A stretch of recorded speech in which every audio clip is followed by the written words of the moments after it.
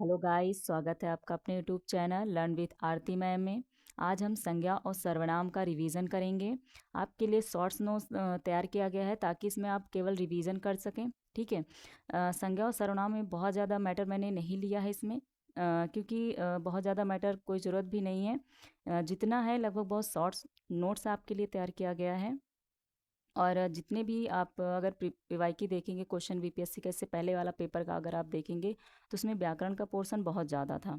ठीक है, तो उसी के दृष्टि से जितने भी टॉपिक आए हुए थे, ठीक है, उसी के हिसाब से हम 10-15 दिनों में करके वीडियो में दो दो तीन तीन टॉपिक करके एक वीडियो में कवर करेंगे ताकि आपका जल्द से जल्द रिवीजन हो सके। ठीक है, केवल इम्पॉर्टेंट ही नोट्स में रहेगा सब कुछ, कुछ भी बहुत ज़्यादा बाहर का नहीं रहेगा। ठीक है, तो चलिए आज हम संज्ञा और सर्वनाम का अच्छे से इसमें रिवीजन करते हैं। ठीक है, स्टार्ट करते हैं। संज्ञा। संज्ञा उस विकारी शब्द को कहते हैं जिससे किसी विशेष वस्तु, स्थान, भाव और जीव के नाम का बोध होता है। विकारी का मतलब होता है जिसमें परिवर्तन हो सके। ठीक है, विकारी परिवर्तन हो सके, अविकारी जिसमें परिवर्तन नहीं हो सकता है। ठीक है, आपके संज्ञा सर्वनाम दोनों ही आपके विकारी शब्द हैं। और हम इसके भेद के बारे में बात करते हैं। संज्ञा के कुल 5 भेद होते हैं। व्यक्तिवाचक, जिस शब्द से किसी एक वस्तु या व्यक्ति का बोध होता है उसे व्यक्तिवाचक संज्ञा कहते हैं। ठीक है, किसी एक व्यक्ति वस्तु का बोध होना व्यक्तिवाचक संज्ञा, राम, गांधी जी, गंगा आदि। जातिवाचक संज्ञा में जिन संज्ञाओं से एक ही प्रकार की अथवा व्यक्तियों का बोध हो उन्हें जातिवाचक संज्ञा कहते हैं, जैसे मनुष्य, नदी, पहाड़ आदि। और आपका तीसरा है भाववाचक संज्ञा, जो कि बहुत ज़्यादा इंपॉर्टेंट भी है आपके लिए। जिस संज्ञा शब्द से किसी एक व्यक्ति या जिस संज्ञा शब्द से व्यक्ति या वस्तु के गुण, धर्म, दशा अथवा व्यापार का बोध होता है उसे भाववाचक संज्ञा कहते हैं। ठीक है, जैसे बुढ़ापा, बचपन, मिठास। आपके ये पेपर में भी बहुत ज़्यादा पूछा भी जाता है भाववाचक संज्ञाएं। और सबसे ज़्यादा इंपॉर्टेंट इसके बारे में, भाववाचक संज्ञाओं का जो निर्माण होता है, ठीक है, वो इन 5 चीज़ों से होता है। कौन कौन से हैं? जातिवाचक संज्ञा, विशेषण, क्रिया, सर्वनाम, अव्यय से। इन 5 चीज़ों से जो है आपका भाववाचक संज्ञाओं का निर्माण होता है। इनमें प्रत्यय लगाकर हम इसका निर्माण करते हैं। ठीक है, अगर पूछा जाता है भाववाचक संज्ञाओं का निर्माण कितने से होता है, तो 5 चीज़ों से। कौन कौन से? जातिवाचक, विशेषण, क्रिया, सर्वनाम और अव्यय। जातिवाचक संज्ञा में जैसे बूढ़ा है तो आपका बुढ़ापा। ठीक है, पा प्रत्यय लगा दिया गया इसमें। विशेषण, गर्म से गर्मी, कठोर, कठोरता, भाववाचक संज्ञा बना दिया गया है। क्रिया से कैसे? घबराना आपका क्रिया है तो इसमें घबराहट, आहट लगा दिया गया है प्रत्यय। ठीक है, सर्वनाम में अपनापन, अपनापन, अपना, अपनापन। ठीक है, पन लगा के भाववाचक बना दिया गया है। अव्यय से दूर, दूरी, समीप, समीप। ठीक है, इन 5 चीज़ों से आपका भाववाचक संज्ञाओं का निर्माण होता है। समूहवाचक संज्ञा की बात करें तो जिस संज्ञा से वस्तु अथवा व्यक्ति के समूह का बोध हो उसे समूहवाचक संज्ञा कहते हैं। जैसे सभा, दल, गुच्छा, कुंज आदि वो सब होते हैं समूहवाचक आपके। द्रव्यवाचक में जिस संज्ञा से नाप, तौल वस्तु का बोध हो उसे द्रव्यवाचक संज्ञा कहते हैं। लोहा, सोना, दूध, पानी आदि आपके द्रव्यवाचक संज्ञा। संज्ञा के रूपांतर। संज्ञा विकारी शब्द है। विकार शब्द रूपों को परिवर्तित अथवा रूपांतरित करता है।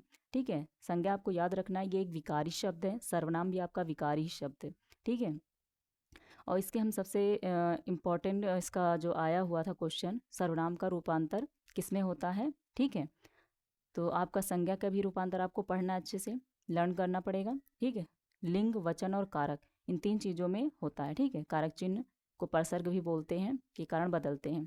तो संज्ञा का किस में रूपांतर होता है? लिंग, वचन और कारक में। ठीक है, अ, बहुत ज़्यादा नोट्स में नहीं है। ठीक है, आपका बहुत कम मैटर है ताकि आप आखिरी समय में 10 दिनों में अच्छे से रिवीजन कर सकें। बाकी अगर आपने बहुत अच्छे से पढ़ा है तो बस ये आपके रिवीजन की दृष्टि से बनाया गया है। सर्वनाम उस विकारी शब्द को कहते हैं जो किसी भी संज्ञा के बदले आता है।